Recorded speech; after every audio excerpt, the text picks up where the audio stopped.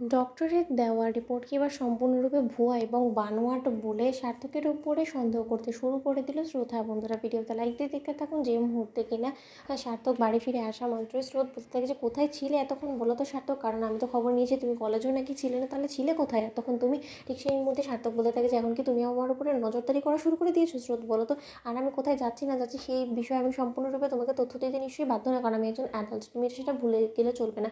অন্যদিকে যখন সার্থকের পিসিমণি বলতে থাকে যে আচ্ছা বাবা, তোদের ঝামেলা যদি এখন মিটে যায় তাহলে এবার অন্তত আমরা এগোই, স্রোতকে নিয়ে আমাদেরকে ডক্টরের কাছেও যেতে হবে। অন্যদিকে সার্থক যখন বলতে থাকে যে হ্যাঁ তোমরা বরঞ্চ এগো, ঠিক সেই মুহূর্তে সার্থকের পিসিমণি বলতে থাকে যে কী রে তুই যাবি না? ঠিক সেই মুহূর্তে সার্থক বলতে থাকে যে না আমি যাবো না, গেলে হয়তো বা ম্যাডামের সন্দেহ হতে পারে, আমি হয়তো বা ডক্টরকে শিখিয়ে পড়িয়ে দিয়েছি এরকমটা ম্যাডামের মনে হতে পারে, তার জন্য তুমি বরঞ্চ বাপিকে নিয়ে সঙ্গে করে স্রোতকে নিয়ে যাও হসপিটালে। ঠিক সেই মুহূর্তেই সার্থকের বাপি বলতে থাকে যে না হাজার হোক বাবা তুমি হতে চলেছো এবং স্রোতের প্রতি সম্পূর্ণ দায়িত্ব কর্তব্য তোমার পালন করা উচিত, এবং সর্বপ্রথম তোমরা অ্যাজ আ মাদার এবং ফাদার তোমরা ডক্টরের কাছে যাচ্ছ, তার মানে তো অবশ্যই তোমাদেরকেই যাওয়াটা উচিত। সেখানে আমি কী করে যেতে পারি বলো তো সার্থক, তুমি তোমার দায় এড়ালে কোনো মতে চলবে না। অন্যদিকে স্রোত বলতে থাকে যে থাক না বাপি, ওর আমার সঙ্গে যখন যেতে ইচ্ছা হচ্ছে না তাহলে ও কেনই বা যাবে বলো তো, ওর উপরে জোর খাটিয়ে না। ঠিক সেই মুহূর্তে সার্থক বলতে থাকে আমি কিন্তু স্রোত একবারও এই কথাটা বলিনি যে আমার তোমার সঙ্গে যাওয়ার কোনো ইচ্ছে নেই, কিন্তু আমার যাওয়াটা হয়তো বা তোমার পছন্দ নাও হতে পারে, তার জন্যই আমি সেটা বললাম। অন্যদিকে সার্থক বলতে থাকে ঠিক আছে বাবা, আর অশান্তি বাড়িয়ে লাভ নেই, চলো বরঞ্চ আমি তোমার সঙ্গে যাই। ঠিক সেই মুহূর্তে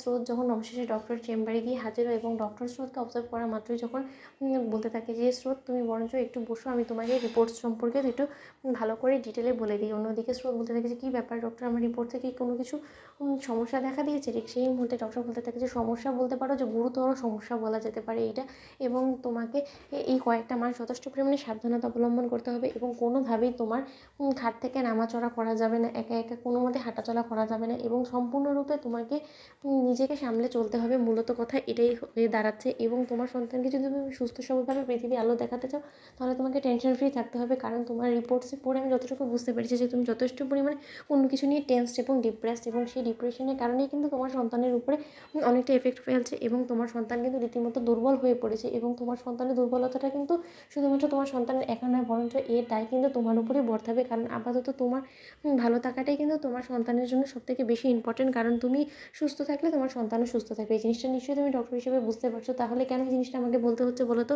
স্রোতস্বিনী ঠিক সেই মুহূর্তে স্রোত বলতে থাকে আচ্ছা ডক্টর আপনি আমাকে বলবেন যে আপনি আসলে মূলত কী বলতে চাইছেন? ঠিক সেই মুহূর্তে ডক্টর বলতে থাকে যে সেরকম কোনো কিছু না, তোমার প্রেগনেন্সি যথেষ্ট পরিমাণে কমপ্লিকেটেড, এবং এই কমপ্লিকেশনসগুলো দূর করার জন্য আমাদেরকে অনেক কিছুই করতে হবে, এবং অনেক প্রসিডিউরই আছে, সেটা আমি ধীরে ধীরে তোমাকে বলবো, কিন্তু আপাতত তোমাকে টেনশন ফ্রি থাকতে হবে এবং কোনো মতে কোনো রকম কোনো ঝামেলা নিজেকে জড়ানো যাবে না। অন্যদিকে স্রোত খেপে ওঠে এবং বলতে থাকে যে নো চান্স। তো বন্ধুরা লাইক এবং শেয়ার করে সাবস্ক্রাইব করতে পারো।